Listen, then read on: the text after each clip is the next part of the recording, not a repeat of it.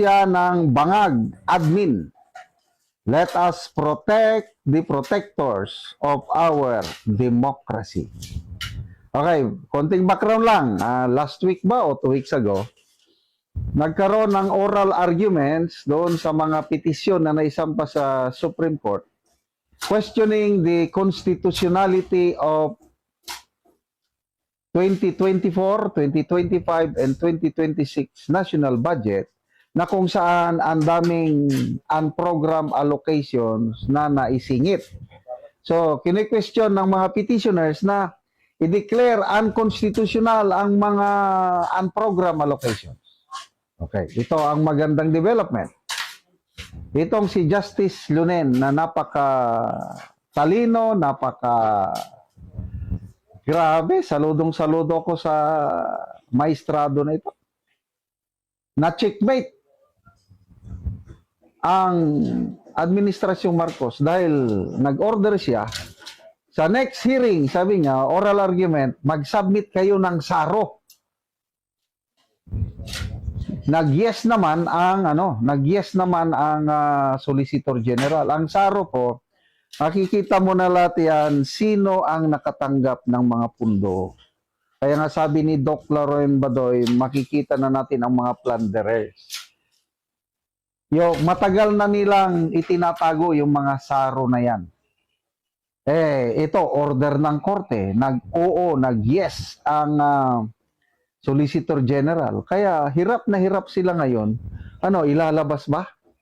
Kasi pag mailabas yan, makikita natin saan napunta ang ating mga pera. Sinong mga kongresista na nabigyan ng mga bilyones? Talagang, yung sabi ni BP Sara, ang gaba, dili magsaba. Lahat ng ginagawa sa kadiliman ay mai-expose sa liwanag. Ito na po. Kaya, ito na, binabanatan ng administrasyon si Justice Lunen. Kahapon or the other day, may nababasa ko dyan na binabanatan nila they are destroying the credibility of Justice Lunen. But then, anong kasabihan? You can never put a good man down. Kaya, magtulungan po tayo. How can we protect him? Justice Lunen? Prayer. Wala pong imposible sa kasi ito, labanan na ito ng good and evil. God hates corruption. He wants justice. He wants service. He wants, kasi ang utos niya, love one another. So one way of loving our fellow men is for leaders in government to serve well. Instead na serve well, imbes na yung pera natin is ibabalik sa atin napupunta sa mga maleta. Kaya yun na, nasasayang po ang pera natin dahil sa corruption. So corruption is evil. And itong mga maestrado natin sa Korte Suprema, kasama na si Justice Lunen, sila po ang forces of good. Kasi kung walang Korte Suprema, kawawa tayo. Lahat na lang ng gagawin ng administrasyon nito, para bang helpless na tayo dahil, tingnan yung nangyari sa PhilHealth. Kala nila, pwede nilang magawa, the unconstitutional, pinabalik. Binalik nga, kailan tayo pa rin nagbayad. Kalokohan, So,